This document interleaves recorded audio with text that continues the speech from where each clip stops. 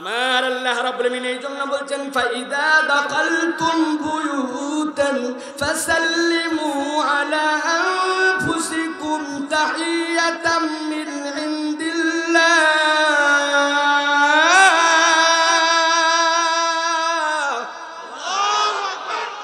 ও দুনিয়ার মানুষ, ভালো করে খেয়াল করে বুঝে শুধে এই কথাটা আল্লাহ রাব্বুল আলামিনের নিজের কথা।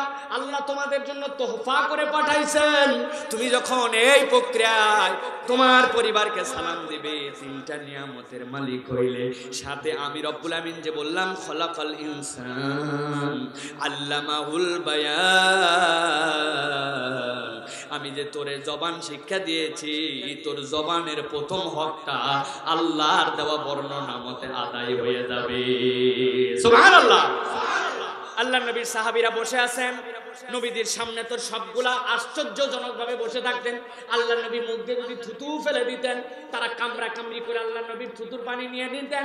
আল্লাহ নবী ওযু করছেন বরকতের জন্য, আল্লাহ নবীর ওযুর পানি নিয়ে কামড়া কামড়ি করতেন। কলিজাগুলা লাগলে কেটে কেটে তারা আল্লাহ নবীর জন্য জুমা দিয়ে দিতেন। এমন পাগলের মতো নবীকে ভালোবাসেন।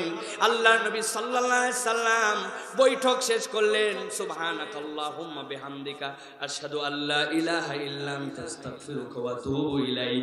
আল্লাহ নবীর বৈঠক শেষ, নবীজি বাড়িতে চলে গেছেন, সাথে সাথে সাহাবীরাও বাড়িতে গেছেন। 15-20 মিনিটের মতো সময় হতে পারে, 20 দাকায়েক 20 মিনিট পরে ওই সাহাবীরার মধ্যে থেকে কতগুলো আল্লাহ নবীর কাছে এসে সালাম দিচ্ছেন, আসসালামু আলাইকুম ইয়া রাসূলুল্লাহ ইয়া হাবিবাল্লাহ। আল্লাহ নবী সাথে সাথে কণ্ঠগুলা চিনতে পেরেছেন। আল্লাহ নবী সাহাবীদেরকে বড় ভালো করে চিনতেন। আল্লাহু আকবার। আমাদের নেতারা কোন সময় চিনে? ভোটের আগে চেনে, ভোটের পর অনেক সময় তার যারা অনুগত ছিল তাদেরকে আর চেনে না, ঠিক কি না? যখন লাগে তখন চিনে, পরে চিনে না, দুনিয়ার তবিয়ত। কিন্তু আমার নবী চিনতেন, কেমন জানেন নাকি? দেখেন তো পৃথিবীর কোন নেতার সাথে মিলাতে পারেন কিনা। আমার নবী সাল্লাল্লাহু আলাইহি সাল্লাম মেরাজে চলে গেছেন, সবাই জানেন, কিন্তু এইভাবে বিশ্লেষণটা পড়েছেন কিনা? আমার নবী মেরাজ থেকে দুনিয়ায় আসলেন, আসার পরে বেলালকে ডাকলেন, ও বেলাল আমার কাছে আসো তো। ইয়া রাসূলুল্লাহ, কি বিষয়? বলে বেলাল বলো তো তোমার দুনিয়ায় কি আমল আছে? বলে ইয়া রাসূলুল্লাহ আপনি যা বলছেন তার বাইরে আমি বেলাল আবার কি আমল করব? আপনি যা বলেন তাই করি, আপনি যা নিষেধ করেন তার থেকে দূরে থাকি। না বেলাল, না না। হুসিনা ওয়া মিন সাইয়্যাতি আমালিনা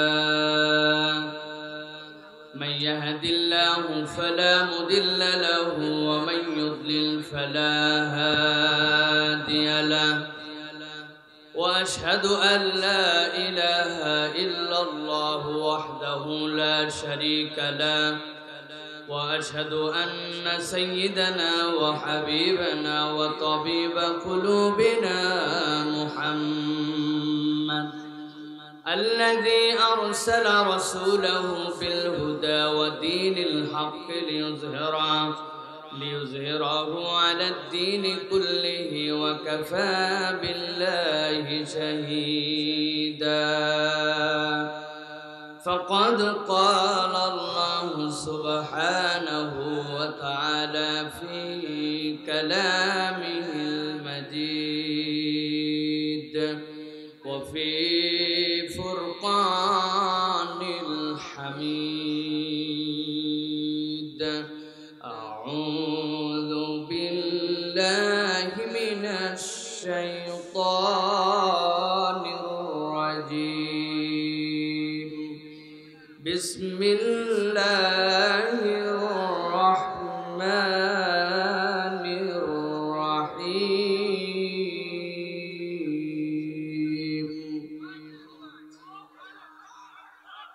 وإذ أخذنا ميثاق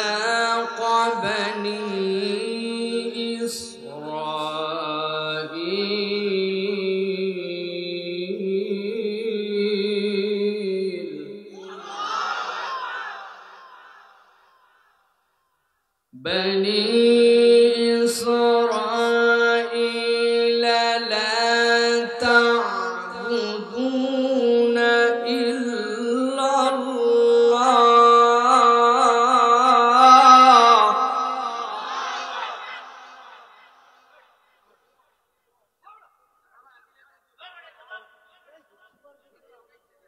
لا تعبدون إلا الله وبالوالدين إحسانا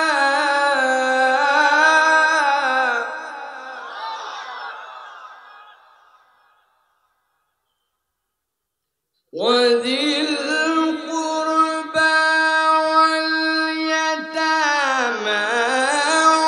والمساكين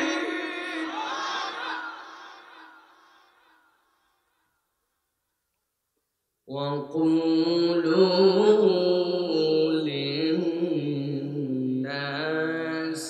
حسنا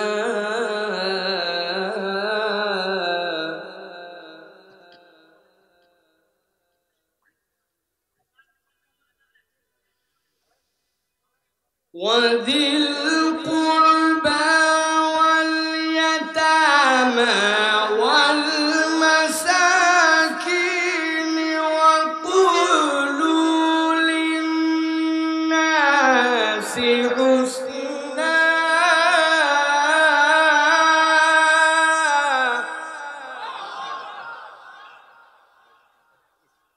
وقولوا للناس حسنا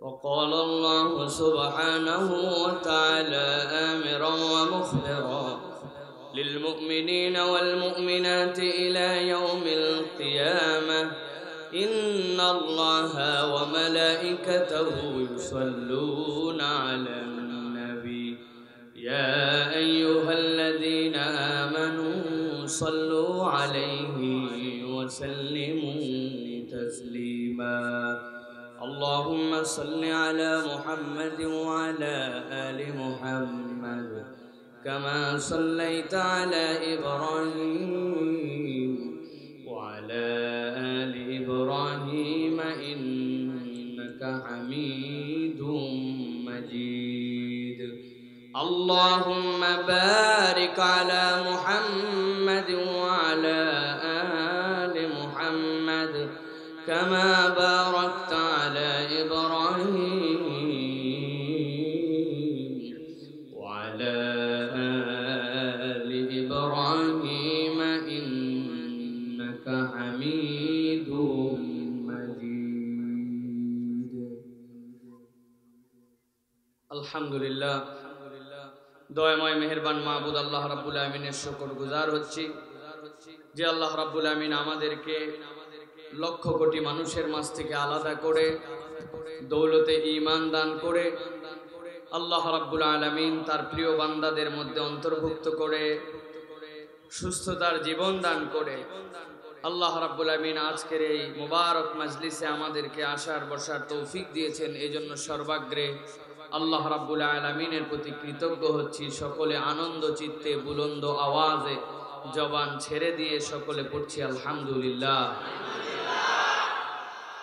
অজস্র দরুদ এবং সালাম বর্ষিত হোক মানবতার মহান মুক্তির দূত আকায়ে নামদার তাজদারে মদিনা আপনার আমার প্রিয় রাসূল জনাবে মুহাম্মদুর রাসূলুল্লাহ সাল্লাল্লাহু আলাইহি ওয়াসাল্লামের প্রতি ঐতিহ্যবাহী গাজীপুরের কাপাসিয়ার সিংহশ্রী সোহাগপুরের আজকের এই জামিয়া কুরবানিয়া তালেমিয়া মাদ্রাসা এতিমখানার উদ্যোগে বাৎসরিক ওয়াজ মাহফিলের সম্মানিত সুযোগ্য সভাপতি জনাব মোহাম্মদ মুজিবুর রহমান মিলন সাহেব, আজকের মাহফিলের সম্মানিত প্রধান অতিথি বীর মুক্তিযোদ্ধা সাবেক মেম্বার অব পার্লামেন্ট জনাব মোহাম্মদ শহীদুল্লাহ সাহেব, আজকের প্রোগ্রামের সম্মানিত উদ্বোধক জনাব মিজানুর রহমান প্রধান, বিশেষ মেহমান জনাব মোহাম্মদ সাকাওয়াত হোসেন। আজকের এই মাহফিলে ইতিপূর্বে কথা বলেছেন প্রিয় ভাই জাতীয় পর্যায়ে পুরস্কার প্রাপ্ত এবং সঙ্গীত শিল্পী মুফাসসির কোরআন হযরত হাফেজ মাওলানা মুজাহিদুল ইসলাম সাহেব। কথা বলবেন প্রিয় ভাই আবু তোহা মোহাম্মদ আদনান ইনশাআল্লাহ। আজকের মাহফিলের সম্মানিত যিনি প্রাণপণ চেষ্টা করে এই মাহফিল আঞ্জাম দিচ্ছেন আমাদের প্রিয় ভাই হাফেজ কারি মাওলানা মোহাম্মদ আবু হানিফা। তিনি সহ আজকে আমার স্টেজে বিভিন্ন পর্যায়ের নাম না জানা অত্র অঞ্চলের সুযোগ্য কৃতি সন্তানবৃন্দ উপস্থিত আছেন। আমার সামনে উপবিষ্ট আছেন মুরব্বিয়ানে ইজাম, আমার প্রিয় যুবকেরা, তরুণেরা, পর্দার আড়ালের মা বোনেরা, স্নেহের ছোটরা, সকলকে একবার সালাম দিয়েছি। আরো একবার আপনাদের কাছে দোয়া পাওয়া এবং করার আশায় সালাম নিবেদন করি। আসসালামু আলাইকুম ওয়া রাহমাতুল্লাহ। আপনারা ভালো আছেন ভাই? পেছনে যারা আছেন আপনারা কি কথা শুনতে পাচ্ছেন? আপনারা কথা বলেন না, পেছনে একদম একদম পেছনে যারা শুনতে পান? শোনা যায় না? শোনা কম যায়, আমি জানি তো। মানে বাহিরে হুলুস্থুল, ভিতরে যাদেরকে কথা শোনানো হবে তাদের। এটা তো আমি আসার পরের থেকে জানি। মাইকের কোনো সেটিংই হয় নাই, যেখানে এগুলো খুঁটিতে মাইক নাই। আদারাই আমি 2 ঘন্টা আগে আসছি, পুরা কান ঝালাপালা করে দিচ্ছে। ওইদিকে মাইক দিয়ে বেসামাল, ভিতরে সাউন্ড নাই। আমি তো ওনার কথা শুনে 3 বার পাঠাইছি। আমার যে ভাই কথা বলতেছিলেন মুজাহিদ ভাই, উনি বারবার বলতেছিলেন আপনি একটু জোরে বলেন সুবহানাল্লাহ, আর একটু চিৎকার করে বলেন। এত পাম মারা লাগে কেন? আমি বুঝছি এই পাম মারার কারণ হচ্ছে সমস্যা আছে, কোন সমস্যা আছে। বাইরে থেকে সাউন্ড মাইকের স্পিকার খোলেন, সব স্পিকার খুলে খুঁটিতে খুঁটিতে বাহির দিয়ে তাড়াতাড়ি করে লাগান, ভিতর দিকে এদিকে দেন, তার সাথে সংযোগ দেন, লোক পাঠান। 2 বক্স আর 1 মনিটর দিয়ে মাহফিল চালাচ্ছেন লোকজন। মার্চ মাসের 20 তারিখ পর্যন্ত আমাদের মাহফিল নেওয়া আছে। আজকে যদি আপনার এখানে হাকাও চিল্লায় চলে যায়, কালকের ওয়াজের কি হবে? তো বুঝে সুঝে চিল্লানো লাগবে। তা আমরা, ওনারা চেষ্টা করুক, আমরা ইনশাল্লাহ কিছুই না ভাই। মাইকালারা আমি দেখছি গাজীপুর কাপাসিয়ায় বলা লাগে না, তারা দুর্দান্ত মাইক সার্ভিস দেয়, কিন্তু 2-1 জায়গায় মিস করে বসে। 4টা চং, এই খুঁটি, এই খুঁটি, এই খুঁটি, 4টা চং দিয়ে দিবে, শেষ কাহিনী।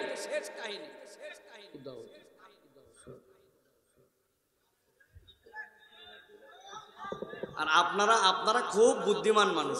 আপনারা হচ্ছেন সবসময় উত্তেজিত জনতা। আপনারা সবকিছুতে হো দেওয়ালো, সমস্যা হয়ে যায়। এখানে আমারে দেখছেন ডাইরেক্ট, অর্ধেক লোকে জীবনেও দেখেন নাই, আজকে প্রথম দেখলেন, ঠিক না ভাই?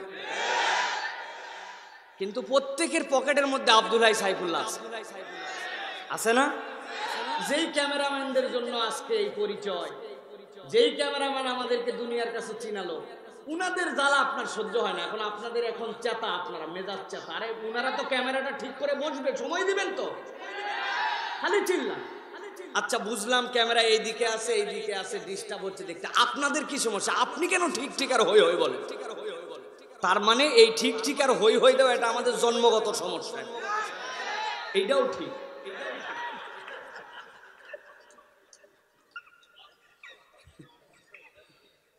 আল্লাহ আমাদেরকে কবুল করুক। আল্লাহ দ্রুত আমাদের সাউন্ড সিস্টেমটা ঠিক করে দেয়। যারা আছেন আল্লাহ রাব্বুল আলামিনের কোরআন শোনার জন্য যারা আসছেন, একটু নিবেদিত প্রাণ হয়ে চুপচাপ শোনেন, ইনশাআল্লাহ বাকিটুকু দেখেন আস্তে আস্তে আমাদের কানের সাথেও সয়ে যাবে ইনশাআল্লাহ। প্রিয় ভাইয়েরা, আজকের এই মাহফিলে আসতে পেরে আমরা খুশি তো? খুশি। আল্লাহ রাব্বুল আলামিন আমাদেরকে হাজির করেছেন। কেবল আপনি আমি খুশি না, আসমান জমিনের যত সৃষ্টি আছে, যদি আপনি এই মাহফিলে আসার সময় শুধু একটা ক্ষুদ্র নিয়ত করে আসেন যে আল্লাহ তোমার দেওয়া দিন, তোমার দেওয়া জ্ঞান, তোমার দেওয়া আল্লাহ রাব্বুল আলামিনের এই বিধিবিধান কোরআন হাদিস থেকে আমি একটু শিখবো, একটু জানবো, এই জন্য আমি আসলাম, তাহলে আপনি তালেবে ইলম। আর যেই ব্যক্তি আল্লাহর রাস্তায় এই জ্ঞান অন্বেষণের নিয়তে বেরিয়ে যায়, আমার আল্লাহ রাব্বুল আলামিন রাসূলকে দিয়ে বলছেন, আল্লাহ রাব্বুল আলামিন সমুদ্রের মধ্যে যদি কোনো মাছ থাকে, মাটির নিচে যদি কোনো পিঁপড়া থাকে, আল্লাহর সৃষ্টিকুলের যত সৃষ্টি থাকে সবাইকে দিয়ে আল্লাহ ওই বান্দাদের জন্য দোয়া করান। সুবহানাল্লাহ। সারাদিন দোয়া করছে, আল্লাহ আমার বাচ্চাটাকে সুস্থ করে দাও, আমার চাকরি বাকরি দাও, আগামী ইলেকশনে আবার আমাকে নমিনেশন পাওয়ার ব্যবস্থা করে দাও, আয় রব্বুল আলামিন আমার তকদিরে খারাপ দিক থাকলে মিটাইয়া দাও, আল্লাহ আমার রিজিকে বরকত দিয়ে দাও, আল্লাহ আমার পড়ালেখা মুখস্থ হয় না ব্যবস্থা করে দাও, আমার প্রতিষ্ঠানে ছাত্র বাড়ায় দাও, এমপি সাহেব যেন আমার দিকে একটু টিয়ার কাবি খায়, এগুলোর দিকে নজর দেয়, সেই ব্যবস্থা করে দাও। সারা দিন আমি এই দোয়া করছি, আমরা বিভিন্ন জন বিভিন্ন ধরনের হাজত নিয়ে, ঠিক কিনা? কিন্তু বান্দা যখন মাহফিলে আসে, আমার রাসূল বলছেন দোয়া তার শেষ, সে এখন আল্লাহর জন্য বসছে মাজালিসুজ জিকিরে। এখন আল্লাহ একদল ফেরেশতা পাঠান, বান্দার দোয়া করা বন্ধ, ফেরেশতারা এখন তাদেরকে ঘিরে ধরে আল্লাহর কাছে দোয়া করে, আল্লাহ এদের কিছু চাই না, শুধু এদেরকে মাফ করে দাও, মাফ করে দাও, মাফ করে দাও। আল্লাহ বান্দাদেরকে মাফ করে দেয়। এখন দোয়া করতেছে কে? ফেরেশতা। দোয়া করতেছে কে? বিশ্বাস হয়? বিশ্বাস হয়? আমার রাসূলুল্লাহ সাল্লাল্লাহু আলাইহি ওয়াসাল্লামের কথা অবিশ্বাস করলে ঈমান থাকবে না। ওয়ামা ইয়ানতিকু আনিল হাওয়া ইন হুয়া ইল্লা ওয়াহয়ুন ইউহা। আমার নবী জিহ্বা নড়ায় না। বলেন তো, নবী জিহ্বা নড়ায় না? নড়ায় না? নড়ায়, কিন্তু আল্লাহ বলছেন নড়ায় না। ওয়ামা ইয়ানতিকু, আমার নবী নড়ায় না তার জিহ্বা। ইল্লা দিয়ে আল্লাহ ইস্তেসনা করছেন, হ্যাঁ নড়ায়। ইন হুয়া ইল্লা ওয়াহয়ুন ইউহা। আমার আল্লাহ যদি বলে নড়ান তবেই নড়ায়, আমার আল্লাহ না বললে আমার নবী নড়ায় না। সুবহানাল্লাহ। সুতরাং যারা হাদিসকে অস্বীকার করতে চায়, ওটি পণ্ডিতি খাটায় একদল আসছে এখন আহলে কোরআন, বলে নবীর হাদিস লাগবে না। এরা টাটকা শয়তান, এরা ঈমান চোর, এদের থেকে সাবধান থাকতে হবে। প্রিয় ভাইয়েরা, এই যে আজকে আমরা আসছি, আল্লাহ রাব্বুল আলামিন আমাদেরকে কবুল করেছেন, সবাই তো খুশি, কিন্তু একজন বেজার, ঠিক কি না? সেটা কে? ইবলিস। কে? ইবলিস। তার মনে কোনো শান্তি নাই। তার টার্গেট হচ্ছে বান্দাদেরকে কিভাবে ঈমানহীন করা যায়। কি করা যায়? শয়তানের মূল টার্গেট বান্দাদেরকে কেমনে ঈমানহীন করা যায়। বান্দা নামাজ পড়ুক, বান্দা রোজা রাখুক, বারে বারে হজ করুক, লম্বা জুব্বা লাগাক, মুখে দাড়ি আনুক, কোনো সমস্যা নাই, কিন্তু ঈমান যদি না থাকে তাহলে শয়তান গেইনার। এই জন্য শয়তানের টার্গেট হচ্ছে কেমনে ঈমান হারানো করা যায়, ঠিক কি না? বর্তমান বাংলাদেশে ঈমান হারানোর নতুন একটা প্রক্রিয়া শয়তান এখন এজেন্ডা হিসাবে নিছে। তারা এখন বাঙালিদেরকে বুঝ দিচ্ছে এবং বিভিন্ন জায়গায় আমরা শুনতে পাচ্ছি এখন একটা চমৎকার ডায়লগ।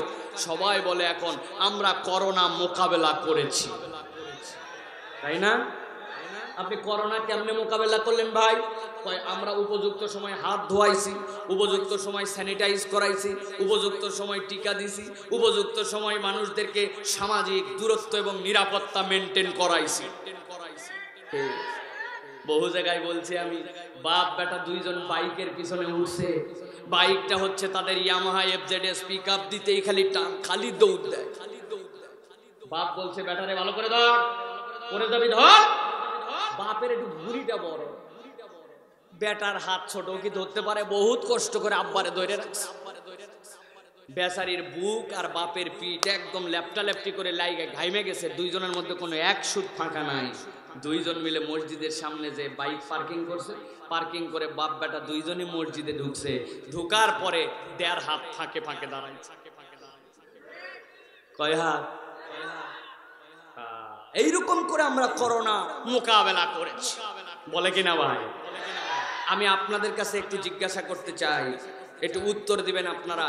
ইউরোপ আমেরিকার যে সকল দেশ আছে, বিশেষ করে সুইডেন, ডেনমার্ক, তারপরে Italy, France, Spain, America, England, এইগুলা দেশের নাম শুনছেন?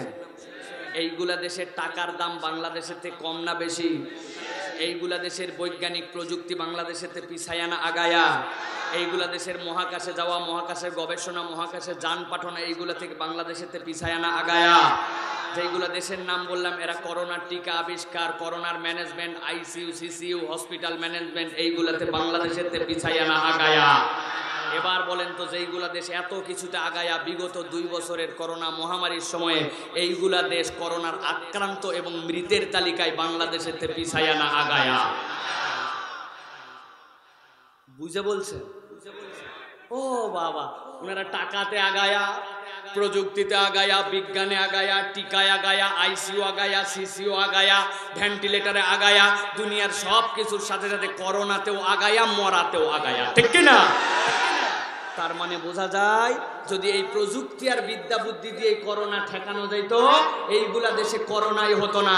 সুতরাং বাংলাদেশে এখন পর্যন্ত যতটুকু আমরা ভালো আছি, এইটা দুনিয়ার কোনো প্রযুক্তিতে নয়, আমার আল্লাহর দয়ায় ভালো আছি, ঠিক কিনা? এটাই হচ্ছে আল্লাহ রাব্বুল আলামিনের দেওয়া দয়া। সাথে সাথে মনে রাখবেন, ইসলাম আপনাকে বলছে লা দরার ওয়ালা দিরার, মুসলমান কাউকে ক্ষতি করবে না, ক্ষতিগ্রস্ত হবে না। আপনাকে সরকার যে স্বাস্থ্যবিধির কথা বলেছে এটা আপনাকে মানতে হবে। মাস্ক আপনাকে পরতে হবে, টিকা আপনাকে নিতে হবে, সরকারের দেওয়া আইসোলেশন সিস্টেম থাকলে সেটার মধ্যে আপনি ঢুকলে সেটা মানতে হবে, কোয়ারেন্টাইন আপনাকে মেনে চলতে হবে।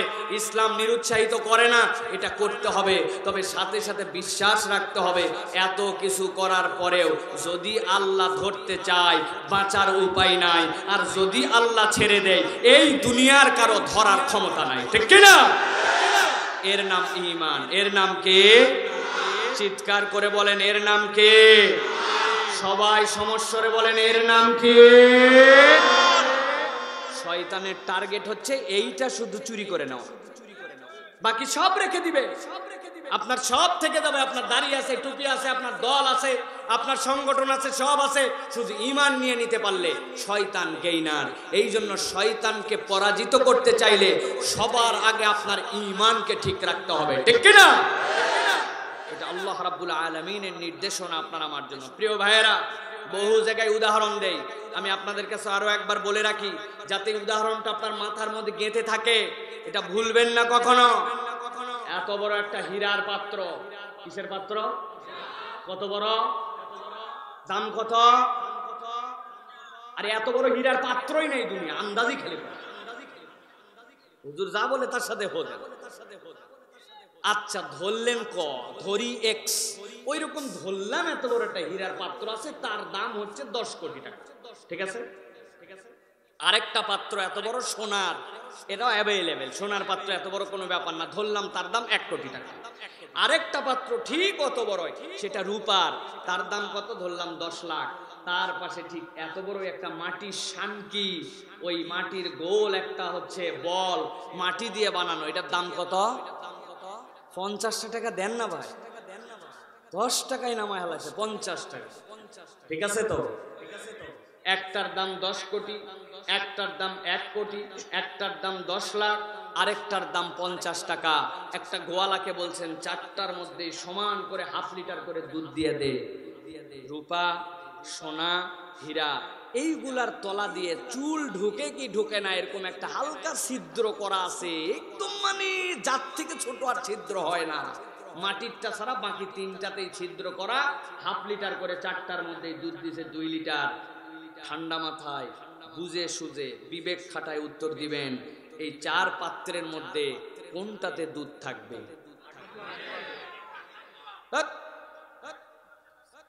10 কোটি টাকা দাম, টাকার একটা গরম আছে না?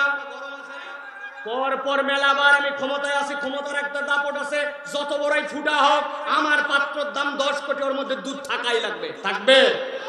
থাকবে? ভালো করে মনে রাখবেন, ক্ষমতার দাপট, বড়াই, দুনিয়ার কোন রকম বাহাদুরি, দুনিয়ার কোন তাকব্বরি, ফুটানি, এইগুলাতে ইমানের বাস বিচার হয় না। ইমান নিখাত হতে হবে, ইমান নিখাত হতে হবে। যার ইমান আছে তার দাম আল্লাহর কাছে আছে, ইমানহীন কারো দাম আল্লাহর কাছে নাই, ঠিক কি না? এইটা ভালো করে মুখস্থ করবেন। এই থামেন, থামেন, কথা শোনেন, কথা শোনেন, আন্দাজে হইচই করেন না। প্রিয় ভাইয়েরা, এটা কেন বলছি, এত প্রেসার দিয়ে এই কথা এই জন্য বলছি, শয়তানের টার্গেটই হচ্ছে এখন আমাদের থেকে ইমান চুরি করা। ও কথা দিয়ে ইমান ভঙ্গ করায় দিবে। আপনারা বলবে বাড়িতে বের হওয়ার সময় বল আল্লাহ রসুলের নামে চললাম। চিন্তা করছে কত সুন্দর একটা কথা বলছে, আল্লাহ রসুলের নামে চললে কি সমস্যা? আমার নবী বলছেন সমস্যা আছে, শুধু আল্লাহর নামে চলতে হবে, রসুলের নামে চলা যাবে না। অনেক ইমানদার, দাড়িওয়ালা, টুপিওয়ালা, পাঞ্জাগানা মুসল্লি, সেও জানে না এতে ইমান তার ক্ষতি হয়, সে বলে আল্লাহ রসুলের নামে চললাম। আছে কিনা? সারাদিন আল্লাহর জন্য নামাজ পড়ে, কালাম পড়ে, সব করে, বিপদে পড়ছে, বেটার একটু অসুস্থ হয়ে গেছে, সাথে সাথে কাপাসিয়া রওনা দিছে অমুক বাবা দরগা শাহ রহমতুল্লাহ আলাইহির কাছে 1.5 কেজি চালের পোলাও মান্নত দিতে গেছে। আছে না? আছে না? জানে না যে আল্লাহ ছাড়া কারো কাছে চাওয়া যায় না, এখানে গেলে আমার ইমান চলে যায়, অথচ দাড়িওয়ালা টুপিওয়ালা সুযোগ পাইলে হজেও যাবে। আছে না? এখানে অনেক বাচ্চা কাচ্চা আছে, গলা হাতায় দেখেন, গলার মধ্যে এত বড় একটা তাবিজ ঝুলায় রাখছে, ভিতরে কি লেখা আছে? ইয়া আজরাইলু, ইয়া জিব্রাইলু, ইয়া মিকাইলু, ইয়া হাবালু, ইয়া হাবালু, ইয়া হাবালু দিয়া টান দিছে, দিয়ে 612, 721, 921, কি রে এটা কি? এইটা হচ্ছে শরীর বন্ধের তাবিজ। আছে না? নামাজও আছে, তাবিজও আছে, নামাজও আছে, ইয়া হাবালু আছে। হায় হায়, এই জন্য বলছিলাম প্রিয় ভাইরা, শয়তানের কোনো টার্গেট নাই। শয়তানের টার্গেট ইমান কেমনে চুরি করবে, আর মুসলমানের টার্গেট হবে সব হারাতে রাজি, ইমান হারাতে রাজি না। আল্লাহ আমাদেরকে বুঝ দান করবেন, আল্লাহুম্মা আমিন। প্রিয় ভাইয়েরা, আমি বেশি সময় কথা বলবো না, সর্বোচ্চ আর ঘন্টাখানিক হয়তো কথা বলবো ইনশাআল্লাহ। আমি আপনাদের কাছে নির্ধারিত একটি প্রসঙ্গে একটি কথা বলার নিয়ত করেছি আজকে প্রিয় ভাইরা। সেটা হচ্ছে আল্লাহ রাব্বুল আলামিন তার বান্দাদের প্রতি যতগুলো দয়া করেছেন, যতগুলো ইহসান করেছেন, আল্লাহ রাব্বুল আলামিন মানুষের প্রতি যে দয়া করেছেন, আল্লাহ নিজের ভাষায় আল্লাহ বর্ণনা দিয়েছেন মানুষের সবচেয়ে বড় দয়াটা কি জানো বান্দা? আল্লাহ বলছেন আর রহমান আল্লামাল কুরআন খলাকাল ইনসান আল্লামাহুল বায়ান। আল্লাহ বলছেন যেই রহমান কোরআন শিক্ষা দিয়েছেন, সেই রহমান তোমাদের জন্য বলছেন মানুষ সৃষ্টি করার পরে ওই মানুষকে কথা বলার যোগ্যতা দিয়েছেন। মানুষের প্রতি আল্লাহর যত দয়া, এর মধ্যে কথা বলতে দেওয়ার ক্ষমতা হচ্ছে আল্লাহর পক্ষ থেকে দেওয়া শ্রেষ্ঠ নিয়ামত। সুবহানাল্লাহ, সবচেয়ে বড় নিয়ামত। পৃথিবীর সব প্রাণীকুলকে মৌলিক দুইটা ভাগে ভাগ করা হয়, একটা হচ্ছে হাইওয়ানে নাতেক, আরেকটা হচ্ছে হাইওয়ানে গায়রে নাতেক। হাইওয়ানে নাতেক মানে কি? দুনিয়ার বুকে যারা কথা বলতে পারে, এই কথা বলতে পারার শক্তি একমাত্র আল্লাহ মানুষকে দিয়েছেন। সুবহানাল্লাহ। তাসবিহ সবাই করে, ইউসাব্বিহু লিল্লাহি মা ফিস সামাওয়াতি ওয়া মা ফিল আরদ। ভালো করে ভূমিকাটা বুঝে নেন। আসমান জমিনে যা কিছু আছে সবগুলা তাসবিহ করে। এই যে লোহা, এই যে প্লাস্টিক, এই যে কাঠ, এই যে বাঁশ, এই যে লাইট, এই যে কাপড়, কাপড়গুলা দেখেন শিশিরে দু একটা দানা আসছে, শিশিরগুলা ঝুলে ঝুলে একটু পরে পড়বে। বিশ্বাস করেন আমার আল্লাহ বলছেন ইউসাব্বিহু লিল্লাহি মা ফিস সামাওয়াতি ওয়া মা ফিল আরদ। আসমান জমিনে যা কিছু আছে তুমি বুঝো না, আমি আল্লাহ তাদেরকে তাসবিহ দিছি। এই সব সৃষ্টিকুল আল্লাহ তাসবিহ করে। সুবহানাল্লাহ। সব সব এভরিথিং। কিন্তু আল্লাহ বলছেন সবার তাসবিহ আমি আল্লাহ বুঝি। আল্লাহ রাব্বুল আমিনের কাছে তাদের তাসবিহ পৌঁছানো হয়, কিন্তু আমি আল্লাহ মানুষকে আদর করে সৃষ্টি করে ঘোষণা দিয়েছি খলাকাল ইনসান আল্লামাহুল বায়ান।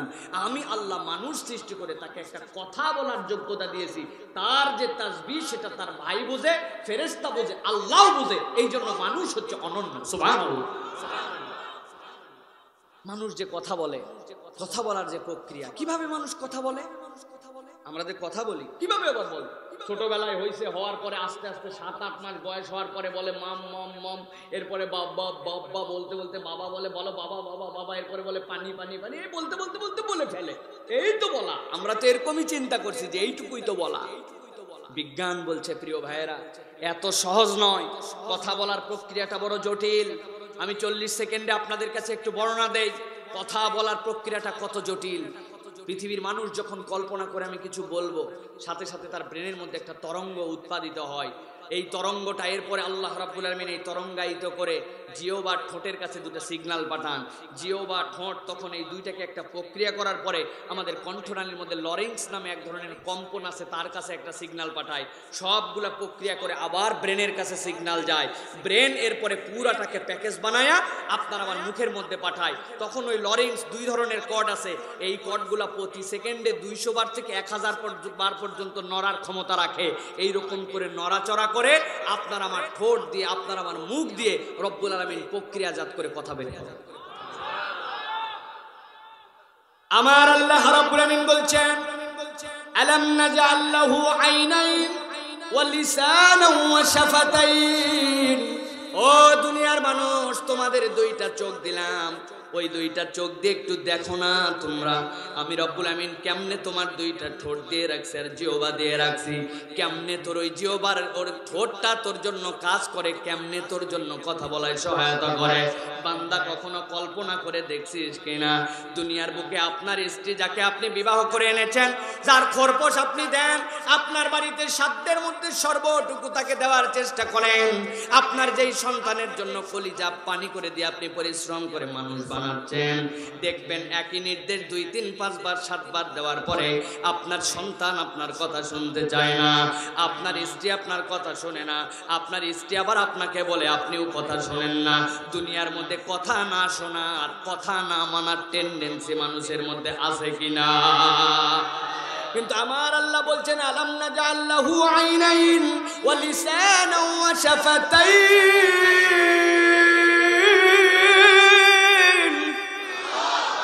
আমার আল্লাহ বলছেন তুমি কি তাকায় দেখো না তোমার ঠোঁট আর তোমার জিহ্বা আমি রব্বুল আমিন কি অসীম প্রক্রিয়ায় তোমাকে দিলাম, কি তারা দায়িত্বশীল ভূমিকা পালন করছে।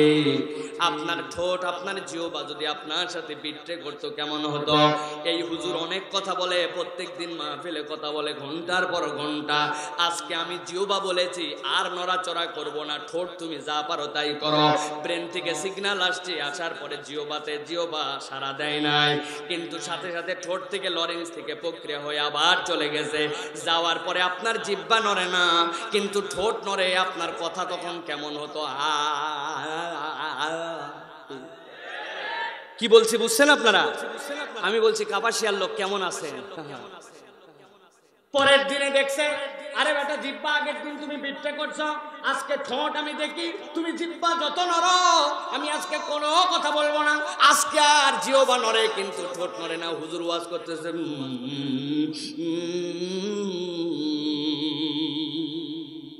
কি বলছে বুঝছেন? জিজ্ঞাসা করছে এমপি সাহেব বিগত নির্বাচনে কত ভোটে জিতছিলেন?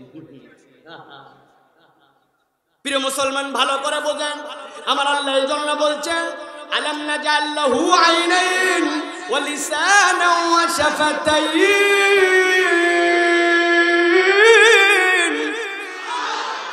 আমার আল্লাহ বলছেন বান্দা ভালো করে খেয়াল কর, ভালো করে তাকায় দেখ, আমি রব্বুল আমিন তোর জন্য কি চমৎকার করে 2টা চোখ দিলাম, ভালো করে দেখবি সব।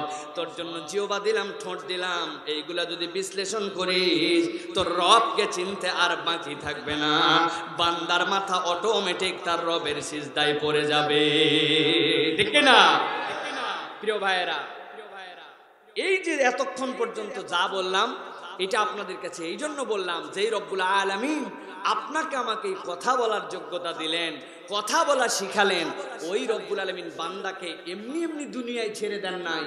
তার জন্য আল্লাহ বলবে কোন কথা বলবে না, কিভাবে কথা বলবে, কখন কথা বলবে, কখন চুপ করে থাকবে, তার কথা বলার প্রক্রিয়া কেমন হওয়া উচিত, এই ব্যাপারেও কোরআনুল কারীমের মধ্যে একটা গাইডলাইন দিয়েছেন। পুরা কোরআনকে গবেষণা করলে দেখা যায় কোরআনুল কারীমে কথা বলা এবং তার নীতিমালার উপরে আল্লাহ 12টা দিক নির্দেশনা দিয়েছেন। কয়টা? আজকে আমরা এর মধ্যে থেকে গুরুত্বপূর্ণ 4টা দিক নির্দেশনা নিয়ে 40 মিনিট আর কথা বলবো। রাজি আছেন আপনারা? রাজি আছেন আপনারা? আপনারা কারা কারা রাজি আছেন একটু হাত তুলে আল্লাহকে দেখা। টান টান করে তুলবেন হাত, শক্ত করে 2 হাত তুলেন। এবার তুলছেন 2 হাত, দেখেন তো কাদের কষ্ট হচ্ছে। যাদের কষ্ট হচ্ছে তাদেরকে তুলতে বলবেন না, কষ্ট না হলে তুলবেন। তুলছেন? এবার একটু নড়া দেন হাতটা, দিছেন?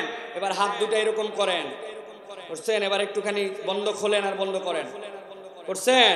এবার আবার হাত দুটো সোজা করেন, এবার বুক বরাবর নিয়ে আসেন এইরকম করে, ঠিক আছে? এবার আমরা একটা তাকবীর দিব, লিল্লাহে তাকবীর, সাথে সাথে আপনারা উপর দিকে আল্লাহু আকবার বলে হাত তুলবেন। পারবেন না ইনশাআল্লাহ?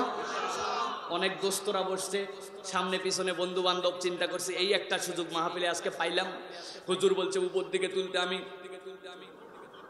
খবরদার উপর দিকে দিতে হবে। রাজি আছেন তো ইনশাআল্লাহ?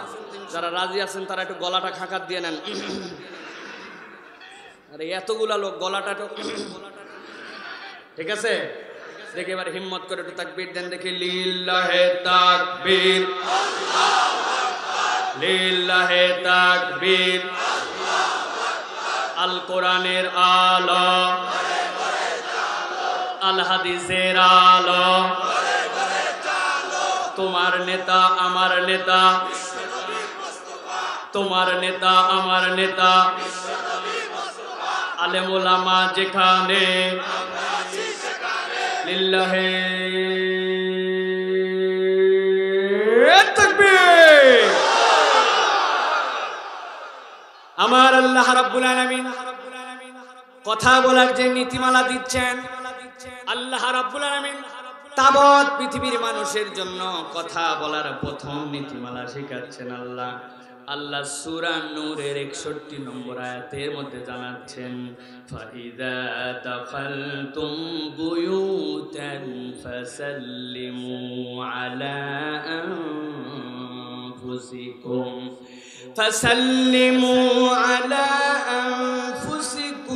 তাহিয়াতাম মিন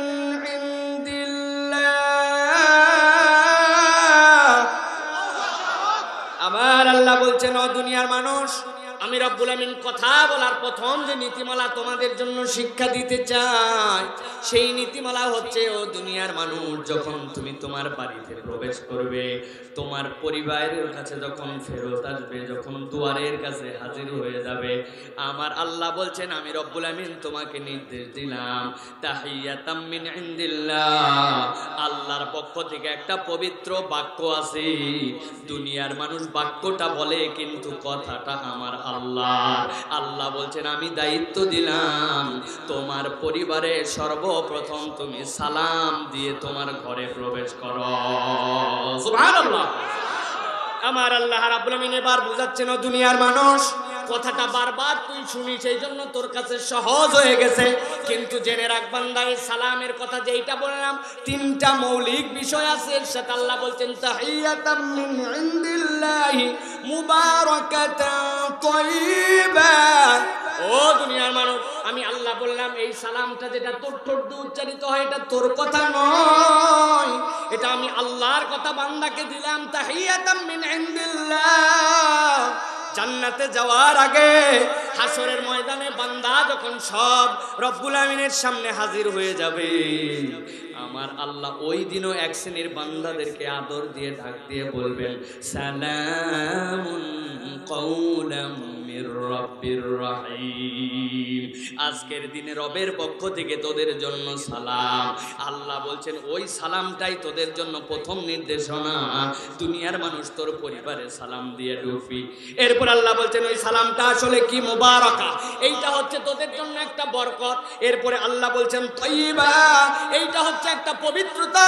পৃথিবীর অনেক মুফাসসির ব্যাখ্যা করছেন, ও দুনিয়ার মানুষ, কোন একটা বাড়ির মধ্যে যদি তিনটা নিয়ামত থাকে, এক নম্বর তার জন্য শান্তি থাকে, দুই নম্বর যদি তার জন্য বরকত থাকে, তিন নম্বর যদি তার বাড়িটা পবিত্র হয়, সম্পর্কের দিক দিয়ে, আত্মীয়তার দিক দিয়ে, পর্দা পশিদার দিক দিয়ে, আমলের দিক দিয়ে তার বাড়ি যদি পবিত্র হয়, দুনিয়ায় থাকতে ওই বাড়িটা যেন জান্নাতে রূপান্তর হয়ে যায়। মুফাসসিররা আয়াতের সূরা নূরের 61 নম্বর আয়াতের ব্যাখ্যায় বলছেন, যারা নিয়মিত তার পরিবারে আল্লাহর দেওয়া হুকুম পালনের জন্য খেয়াল করে করে সালাম দিবে, আল্লাহ ওই পরিবারকে এই তিনটা গুণে গুণান্বিত করে দিবে। প্রিয় মুসলমান, ভালো করে বোঝেন, আমার রাসূলুল্লাহ সাল্লাল্লাহু আলাইহি সাল্লাম সাহাবীদের বাড়িতে পর্যন্ত গেছেন। যাওয়ার পরে সাহাবীর বাড়িতে দাঁড়ায় সালাম দিয়েছেন, প্রথমে আসসালামু আলাইকুম। সাহাবী কোনো উত্তর দেন নাই। আল্লাহ নবী আবার সালাম দিয়েছেন, সাহাবী উত্তর দেন নাই। আবার সালাম দিয়েছেন, সাহাবী উত্তর দেন নাই। আল্লাহ নবী তিনবার সালাম দেওয়ার পরে বাড়ি থেকে চলে আসতেছেন। এমন সময় দৌড়ায় বেরিয়ে আসছে একজন সাহাবী, ওই বাড়িওয়ালা। ইয়া রাসূলুল্লাহ, ইয়া হাবিবাল্লাহ, ওয়া আলাইকুমুস সালাম, কোথায় যাচ্ছেন আপনি? সাহাবী বলছে, ইয়া রাসূলুল্লাহ, আপনি কোথায় যান? আপনি তো আমার বাড়ির সামনে আসছিলেন। আমার নবী বললেন, তোমাকে পরপর তিনবার সালাম দিলাম, তুমি কি শোনো নাই? তোমার কাছে যে আমি আল্লাহর পক্ষ থেকে তাহিয়া পৌঁছালাম, তুমি কি শোনো নাই? সাহাবী বলছে, ইয়া রাসূলুল্লাহ, শুনেছি, তবে আমি তো আপনার সাথে ওই যে মক্কা থেকে সব ছেড়ে দিয়ে হিজরত করে এসেছি। আসার পরে আপনি যখন কুবা পল্লীতে ছিলেন, মসজিদে নববী তখনও হয় নাই। আপনি কুবা পল্লীতে অবস্থান করা কালে একটা মসজিদে আসরের নামাজের জন্য দাঁড়াইছিলেন।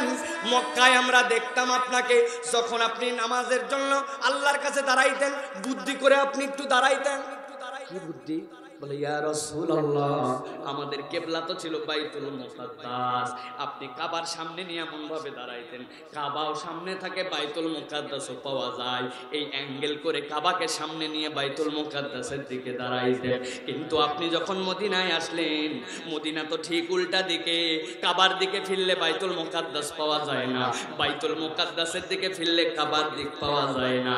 আমরা এই জন্য দেখতাম আপনার মনে কষ্ট, আসরের নামাজে আপনার সাথে ছিলাম, আপনি এটা কোনোদিন ভাষায় প্রকাশ করেন নাই, কিন্তু আসমানের দিকে কি যেন একটা আকর্ষণে আপনি মাঝে মাঝে তাকাইতেন। আল্লাহ রাব্বুল আমিন সাথে সাথে আয়াত অবতীর্ণ করলেন, কদ নারা তাকাল্লুবা ওয়াজহিক, হে আল্লাহর রাসূল, আমার হাবিব, আপনার মুখ দিয়ে উচ্চারণ করতে হয় নাই, আপনার মাথা নড়ানো আর আসমানের দিকে তাকানো আপনার অন্তরের কামনা। ওই কিবলাটা যদি বাইতুল মুকাদ্দাসের দিকে না হয়ে যদি কাবার দিকে হইতো, আল্লাহ এই তামান্না আপনার ঠোঁটে আসার আগে কবুল করেছেন। আল্লাহ নির্দেশ দিয়েছেন দিক ফিরান, দিক ফিরান। আল্লাহ নবী 2 রাকাত নামাজ পড়েছেন বাইতুল মুকাদ্দাসের দিকে, বাকি 2 রাকাত কাবার দিকে। আল্লাহু আকবার। ইয়া রাসূলুল্লাহ, আপনার যে এই যে 2 রাকাত নামাজ, এটা তো আপনি দোয়া করে কিবলা চেঞ্জ করেন নাই, আপনার অন্তরের তামান্না কবুল হয়ে গেছে। সেই মানুষটা আমার বাড়ির সামনে এসে বলে আসসালামু আলাইকুম, আমি জানি এই দোয়া আল্লাহর নবীর কবুল হবে, এই জন্য ইয়া রাসূলুল্লাহ, আমি যদি প্রথমবারে উত্তর দিয়ে দিতাম দ্বিতীয় সালাম পাইতাম না, দ্বিতীয়বারে উত্তর দিয়ে দিলে তৃতীয় সালাম পাইতাম না, আমাকে মাফ করবেন ইয়া রাসূলুল্লাহ, আপনার দোয়া পাওয়ার জন্য আমি 3 বার সালাম নিয়েছি। আল্লাহু আকবার। আমার আল্লাহ রাব্বুল আমিন এই জন্য বলছেন, ফাইদা দাখালতুম বুয়ুতান ফাসাল্লিমু আলা আনফুসিকুম তাহিয়াতাম মিন ইনদিল্লাহ।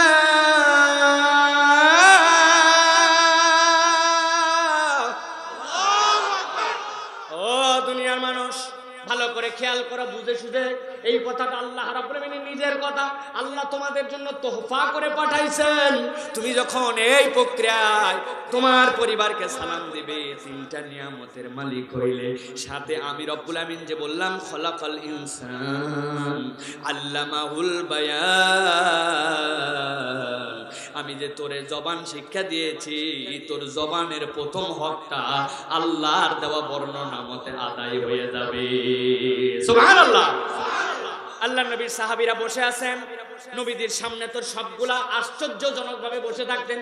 আল্লাহ নবী মুখ দিয়ে যদি থুতু ফেলে দিতেন, তারা কামড়া কামড়ি করে আল্লাহ নবীর থুতুর পানি নিয়ে নিতেন।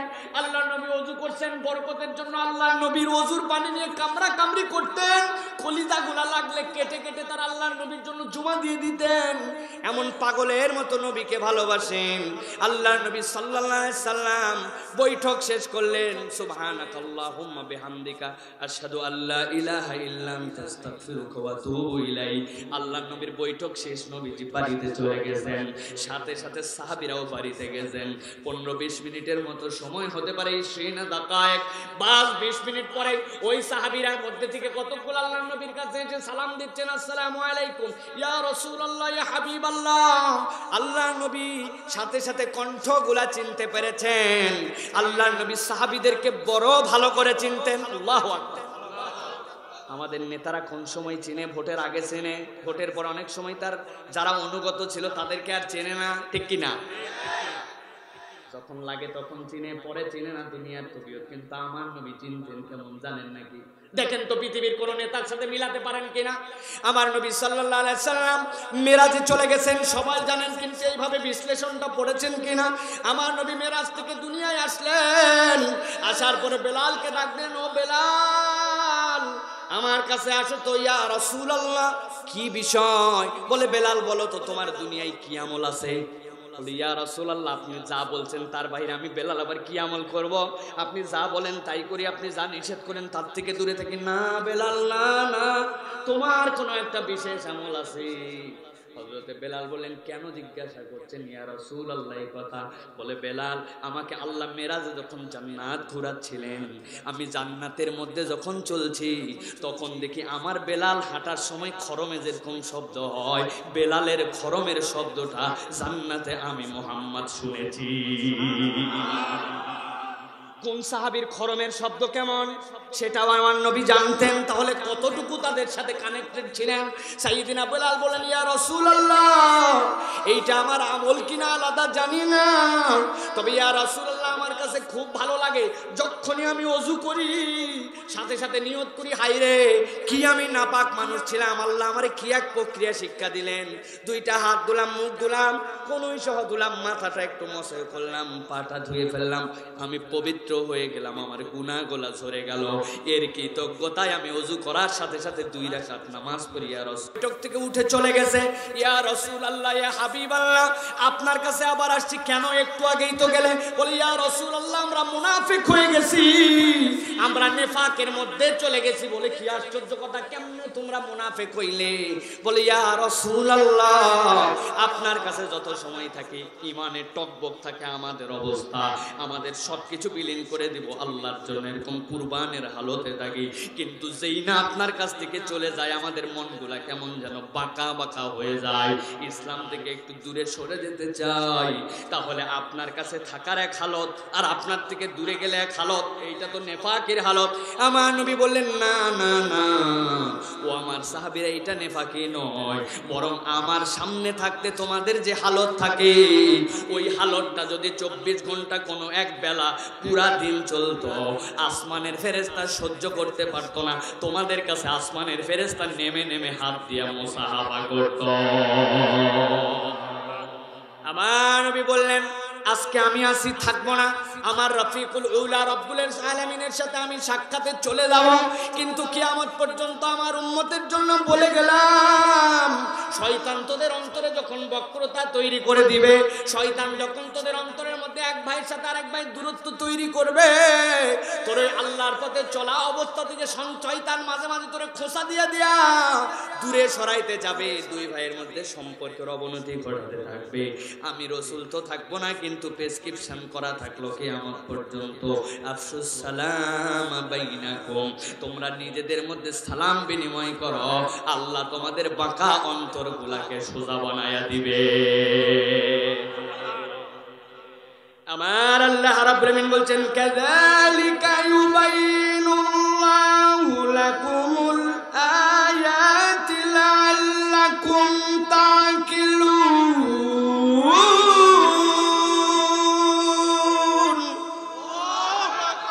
ও দুনিয়ার মানুষ, আমি রব্বুল আমিন তোদের জন্য বললাম, কাযালিকা ইউবাইনুল্লাহু লাকুমুল আয়াত, আমি রব্বুল আমিন এভাবে আমার নিদর্শনগুলা তোদের সামনে বর্ণনা করে দেই, লাআল্লাকুম তাকিলুন, আশা করা যায় তোদের উপলব্ধির মধ্যে চলে আসবে। আল্লাহর এই বিধান যদি কোনো বান্দা একবার উপলব্ধি করতে পারে, রব্বুল আলামিন তার জীবনে নিয়ামত দিয়ে ভরাইয়া দিবে। সুবহানাল্লাহ। তাহলে আমাদের প্রথম প্র্যাকটিস হবে, আমাদের পরিবারের কাছে পৌঁছালে আমরা সালাম দিব, ঠিক কিনা? সব জায়গায় সালাম দেয়, অনেক সময় নেতা তার উপরের নেতাকে সালাম দেয়, অনেক সময় আর ছাত্ররা শিক্ষককে সালাম দেয়, হুজুররা ছাত্রদেরকে, ছাত্ররা হুজুরদেরকে সালাম দেয়। কিন্তু আমি মুরব্বী হয়ে গেছি, বয়স হয়ে গেছে, আমার বউয়ের কাছে যাই সালাম দিব, এই কথা শুনলে মুরব্বী বলবে, লা হাওলা ওয়ালা কুওয়াতা ইল্লা বিল্লাহ, বউরে কেমনে সালাম, বউরে সালাম দেওয়া যায়? আর যদি যাই আজকের ওয়াজ শুনে বউরেও সালাম দেন, আসসালামু আলাইকুম, বউ মাথা নিচু করে বলবে, আমি আপনার বউ, কি মনে করছেন আপনি, অপরিচিত বাড়িতে আইছেন নাকি আপনি? মানে সেও এই সালামের লোড নিতে পারে না। মানে আমাদের পরিবারে সব জায়গায় সালাম দেওয়ার কালচার থাকলেও স্বামী স্ত্রীর মধ্যে সালাম দেওয়ার কোনো নিয়ম নাই, ঠিক কিনা? আজকের থেকে পরিবারে সালাম দিতে পারবেন? পারবেন? বউরে বলবেন, শোনো বউ, মন টন খারাপ করো না বেশি তুমি, হ্যাঁ ওয়াজ শুনে আসছি, আল্লাহ বলছে সালাম দিতে, আমাদের বাড়িতে বরকত দরকার, তুমি কয়েকদিন মুখ চাপেই থাকো, সমস্যা নাই, আস্তে আস্তে ওয়ালাইকুম আসসালাম বলার অভ্যাস করো, ঠিক না ভাই? পারবেন না ইনশাআল্লাহ?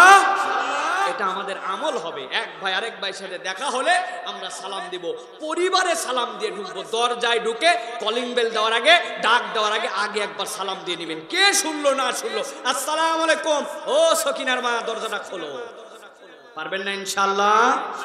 আসসালামু আলাইকুম আপু, দরজা খুলে দেন। মা আমি আসছি। আগে সালাম দিবেন একবার, তারপরে ভিতরে ঢুকে আরেকবার প্রয়োজনে সালাম দিবেন। এই সালাম যদি আমরা দেই, এটা তাহিয়াতাম মিন ইনদিল্লাহ মুবারাক তাইয়্যিব। এই তিনটা গুণে আল্লাহ আপনার আমার অন্তর এবং পরিবারগুলোকে ভরপুর করে দিবেন। বলেন আল্লাহুম্মা আমিন। আল্লাহ রাব্বুল আলামিন এরপরে দ্বিতীয় নির্দেশনা দিচ্ছেন দুনিয়ার মানুষকে। সূরা কফ 18 নম্বর আয়াত আল্লাহ বলছেন, মা ইয়ালফিযু মিন কাউলিন ইল্লা লাদাইহি রাকীবুন আতীদ।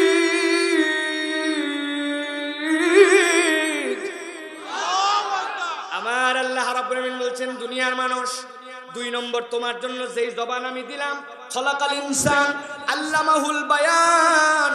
আমি যে রহমান, ওই রহমানের ওয়াকফের উপরে আসছে, রহমানের সাথে আতেফা হয়ে গেছে। আল্লাহ যে রহমান তিনি খলাকাল ইনসান, আল্লাহ যে রহমান তিনি আল্লামাহুল বায়ান। আমার আল্লাহ বলছেন তোমাদের জন্য 2 নম্বর দিক নির্দেশনা আল্লাহর পক্ষ থেকে, মা ইয়ালফিযু মিন কাউলিন ইল্লা লাদাইহি রাকীবুন আতীদ। বান্দা মুখ দিয়ে যা বলবি ভেবে চিন্তে কথা বলবি, তোর মুখ দিয়ে যা বের হয় সবগুলা আল্লাহ অতি তৎপরতার সাথে সংরক্ষণ করার ক্ষমতা রাখে। 4টা মুফাসসির 4টা আলাদা আলাদা গ্রন্থে বলতেছেন, দুনিয়ার মানুষ শোনো, আমার আল্লাহ যদি আয়াতে কারিমায় বলতেন মা ইয়ালফিযু মিন কাউলিন ইল্লা লাদাইহি রাকীব,